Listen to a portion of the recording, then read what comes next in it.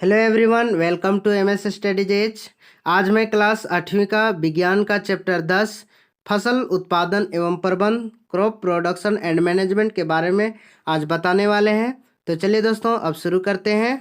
फसल उत्पादन एवं प्रबंधन क्रॉप प्रोडक्शन एंड मैनेजमेंट के बारे में आज समझेंगे। तो शुरू करते हैं दोस्तों। लिखा हुआ है, आप जानते हैं कि सभी सजीव भोजन ग्रहण करते हैं, मतलब सभी सजीव भोजन लेते हैं। यह भी आप जानते हैं कि हरे पौधे अपने भोजन का निर्माण किस प्रकार करते हैं। जंतुओं के भोजन का स्रोत के संबंध में भी आपने पढ़ा है। मनुष्य अपना भोजन पौधों अथवा जंतुओं या दोनों से ही प्राप्त करते हैं, मतलब मनुष्य अपना भोजन पौधे अथवा जंतुओं या दोनों से प्राप्त करते हैं। परंतु आप भोजन ग्रहण क्यों करते हैं, मतलब हम लोग भोजन क्यों लेते हैं। सभी जीवों को भोजन की आवश्यकता उनके अपने शरीर की वृद्धि, रख रखाव तथा आवश्यक ऊर्जा प्राप्ति के लिए होती है। मतलब सभी जीवों को भोजन की आवश्यकता उनकी अपनी शरीर की वृद्धि, रख रखाव तथा आवश्यक ऊर्जा प्राप्ति के लिए भोजन आवश्यक है। इतनी बड़ी जनसंख्या को भोजन की आवश्यकता है, तो उन्हें भोजन उपलब्ध कराने के लिए क्या किए जाते हैं। इसके लिए खाद्य पदार्थों का नियमित उत्पादन, उचित प्रबंधन एवं वितरण अति आवश्यक काम है। इसके लिए खाद्य पदार्थों का रेगुलर उत्पादन, उचित प्रबंधन एवं वितरण अति आवश्यक है। इसके लिए सबसे पहले पौधों को उगाना होगा। आइए जाने कि पौधों को उगाने का प्रचलन कैसे शुरू हुआ। कृषि का प्रारंभ। कृषि का शुरुआत लगभग 10,000 ईस्वी पूर्व तक मनुष्य घुमंतु थे। वे एक स्थान से दूसरे स्थान तक भोजन और आवास की खोज में समूहों में विचरण करते रहते थे, मतलब घूमते रहते थे। वे कच्चे फल और सब्जियां खाते थे। उन्होंने भोजन के लिए जंतुओं का शिकार करना प्रारंभ किया। उन्होंने भोजन के लिए जंतुओं का शिकार करना शुरू किया।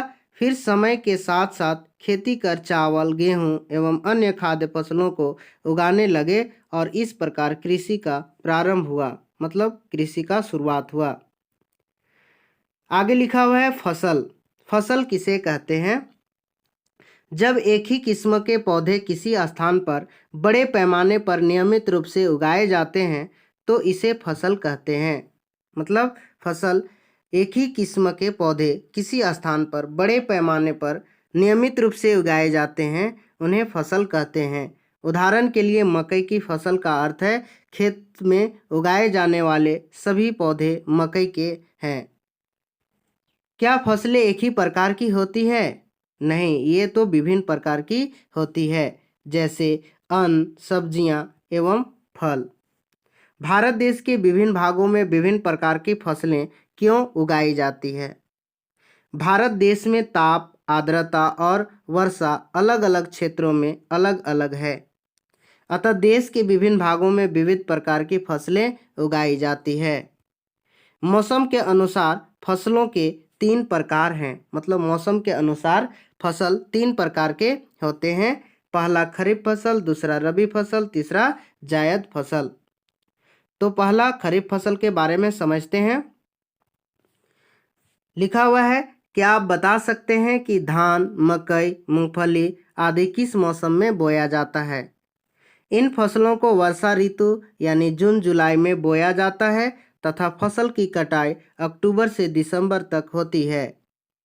सोयाबीन, कपास सभी खरीफ फसल के उदाहरण हैं। मतलब खरीफ फसल किसे कहते हैं, तो वे फसल जिन्हें जून जुलाई में बोया जाता है तथा अक्टूबर से दिसंबर तक काटी जाती है, उसे खरीफ फसल कहते हैं। जैसे धान, मकई, मूंगफली, सोयाबीन, कपास, ये सभी खरीफ फसल हैं। जैसे आप यहाँ देख सकते हैं चित्र में, धान का फसल है, मकई का फसल और कपास का फसल, तो ये सभी खरीफ फसल हैं। अगला है रबी फसल। रबी फसल किसे कहते हैं, तो रबी फसल गेहूं, चना, आलू आदि के फसलों को शीत ऋतु यानी अक्टूबर में बोया जाता है तथा इसकी कटाई मार्च में होती है। मटर, सरसों, अलसी आदि रबी फसलें हैं। मतलब रबी फसलें वे फसलें जिन्हें अक्टूबर में बोया जाता है और मार्च में काटी जाती है, उसे रबी फसल कहते हैं।